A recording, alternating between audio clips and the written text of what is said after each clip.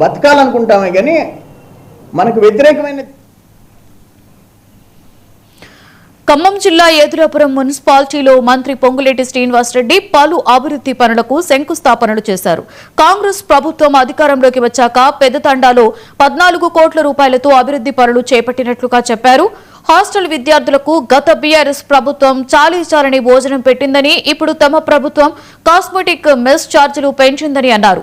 పేదవారికి భద్రత కల్పించాలని అనేక కార్యక్రమాలు చేపట్టామని అన్నారు.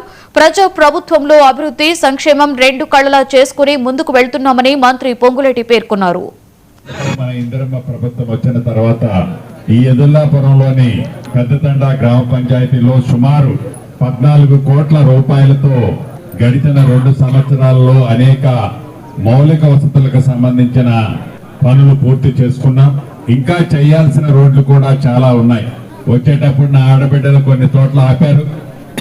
కారు దిగడంతోనే నా తోబుట్టువులు మళ్ళీ వచ్చి అన్నా ఇంకా మా రోడ్లు కొన్ని కావాలి అని అన్నారు. తప్పకుండా మీ దీవెనలతో ఉన్న ఈ ప్రజా ప్రభుత్వం మౌలిక వసతుల విషయంలోనే కాదు, సంక్షేమ కార్యక్రమాలను కూడా గౌరవ ముఖ్యమంత్రి రేవంత్ రెడ్డి గారి నాయకత్వంలోని మన ప్రభుత్వం ప్రతి పేదవాడికి అండదండలుగా భరోసాగా భద్రత కల్పించాలి అని అనేక కార్యక్రమాలు మీ దీవెనలతో వచ్చిన ఈ ప్రభుత్వం ఈనాడు చేస్తుందన్న సంగతి మీకు తెలియంది కాదు.